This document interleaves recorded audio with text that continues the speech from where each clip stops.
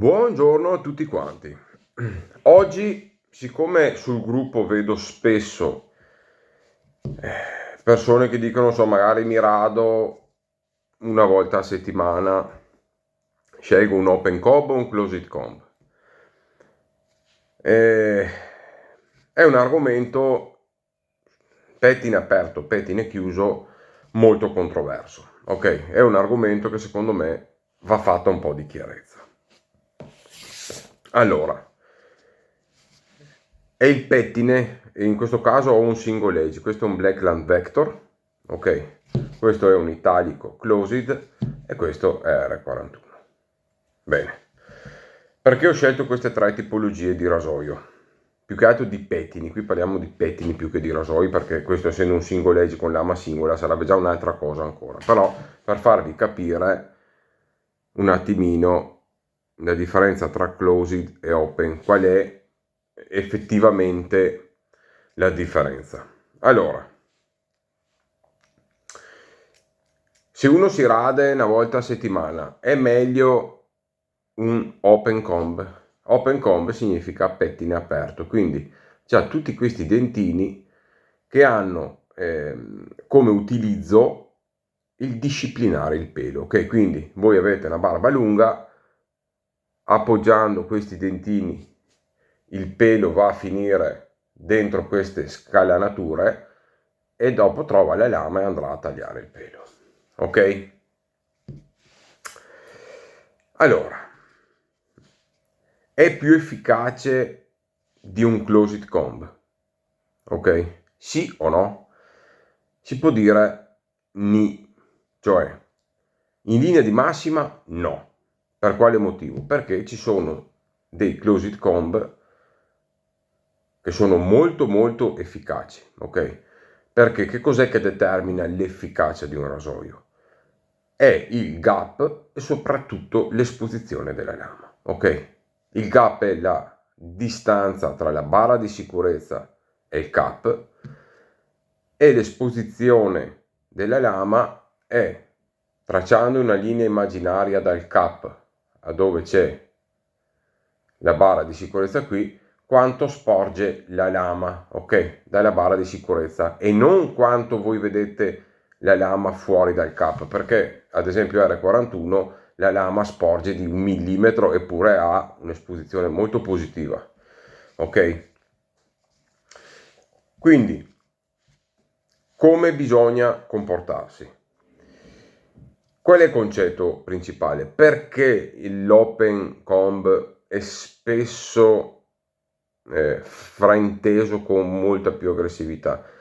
Un piccolo fondo di verità forse c'è, cioè io che progetto un rasoio, ok, di base, magari anche tempo addietro, anche se anche lì ci sono dei open comb anche del 1920 come l'All Type o via dicendo, che hanno una delicatezza incredibile, quindi anche lì vuol dire tutto e niente. Però in linea di massima un produttore dice: se una persona mi va ad acquistare un rasoio a pettine aperto perché si rade una volta a settimana ogni 15 giorni, gli do sì una mano con il pettine, però cerco di dargli anche un gap e un'esposizione in linea di massima, stiamo parlando di linea di massima, per dargli anche una certa profondità di taglio in modo che non debba fare troppe passate.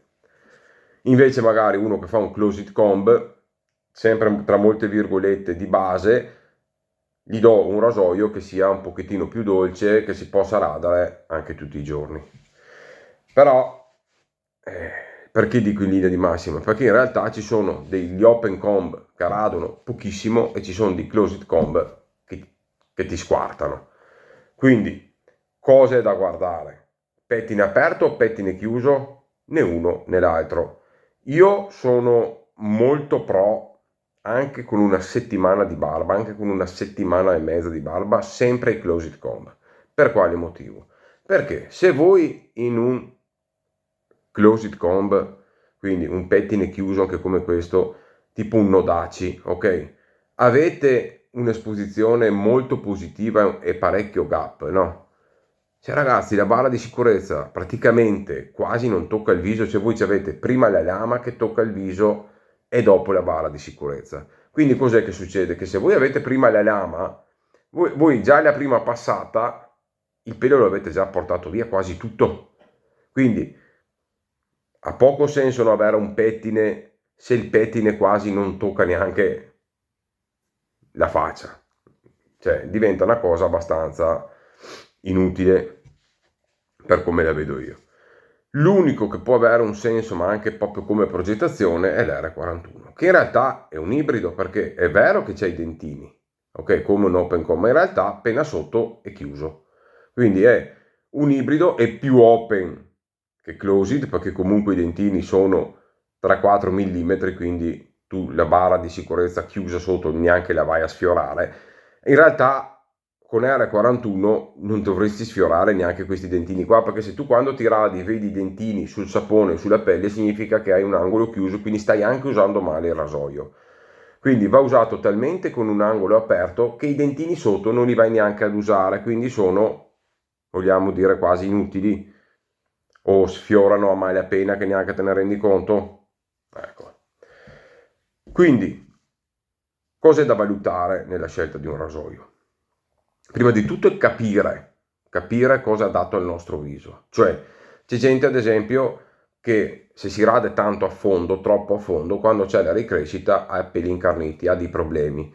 Quindi magari un'esposizione negativa, perché c'è anche l'esposizione negativa, con un gap magari abbastanza ampio anche, gli permette di avere una dolcezza di taglio, arrivare a un buon risultato, ma non andare sotto pelle, perché c'è poco da fare. Quando voi ammorbidite la pelle, che tirate e magari anche con R41 date quel filino di pressione, andate sotto la pelle, letteralmente sotto la pelle. Io faccio di BBS che vado sotto la pelle, perché con Gillette King un BBS mi dura, ci arrivo, ma mi dura dalla mattina alla sera, già c'è una piccola ricrescita. Con R41, 24 ore dopo, quando arrivo al mio BBS assoluto, sono ancora come se mi fossi appena fatto quasi la barba con Gillette King, 24 ore dopo.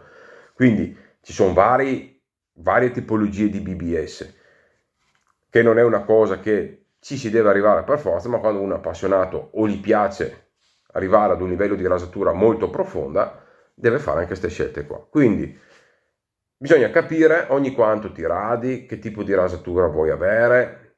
Quindi quando uno chiede, ma è meglio italico o meglio questo? Prima di fare una domanda del genere, devi spiegarci. Io sono un malato di BBS, o se no a me mi interessa solo essere pulito per andare a lavoro la mattina, quindi io mi rado tutte le mattine. Voglio essere pulito e non voglio avere problemi. Allora, tac, uno ti dà un consiglio, ok? Boh, magari 316, un Rocca, fai pelo obliquo, sei liscio, vai al lavoro, non hai problemi.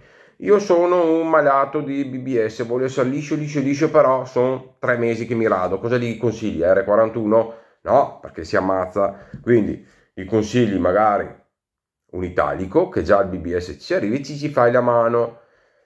Sono 3-4 anni che mi rado con rasoi abbastanza dolci, mi piace il BBS assoluto, c'ho una buona mano, voglio andare a un step successivo, 1 anno e mezzo, 2 anni, allora sì, puoi pensare a un Rocca, un 316, a un R41, però è da capire proprio come noi vediamo la rasatura tradizionale, dove vogliamo arrivare, quali sono i nostri limiti, quali sono le nostre difficoltà di pelle, di pelo, di mano, di qualità, di selezione delle lamette, perché ad esempio R41 per me è uno dei migliori rasoi in circolazione, ma se ci metto la lametta sbagliata, se ci metto tantissime lamette che sul mio viso non vanno bene, io mi squarto con questo rasoio qua.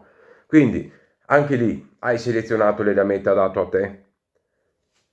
Ci sono talmente tanti fattori che logicamente ci vuole tempo e pazienza, ma prima di tutto per capire le basi, ok? Quindi capire cos'è un gap, capire cos'è un'esposizione, capire quanto è importante selezionare lamette adatte, se non a tutti i rasoi perché è difficile, quello ci ho messo molto tempo a trovare quelle 2-3 lamette che per me vanno bene su qualsiasi rasoio che ho, perlomeno trovare la lametta adatta al rasoio che stai utilizzando. Quindi magari sono lamette che su R41 sono una bomba e sono pessime su tutte le altre. Vabbè, l'hai individuata, una che ti trovi bene, usa quella.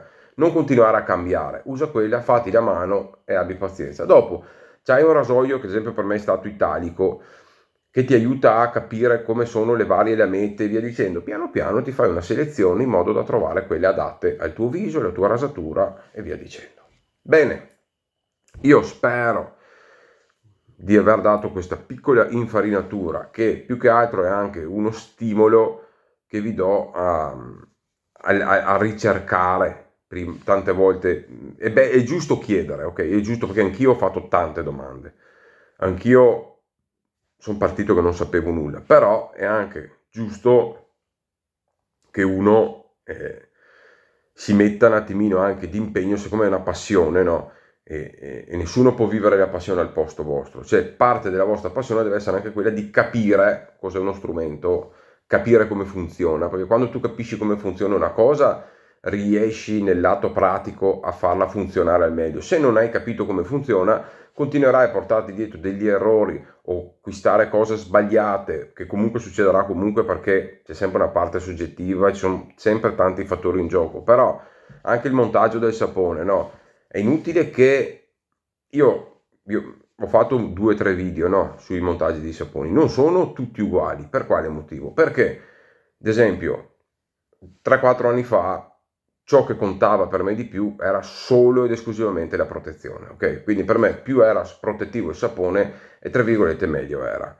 Quando tu dopo hai un'evoluzione, migliori, via dicendo, magari è sempre importante la protezione, perché la mia pelle è sempre delicata, però ho migliorato un po' la mano, ho migliorato le tecniche, quindi anche ad esempio un piccolo premontaggio, un caricamento del ciuffo in ciotola che una volta tra virgolette quasi lo sconsigliavo, soprattutto a chi iniziava, che aveva problemi, che non riusciva a far proteggere bene il sapone, adesso me lo posso permettere.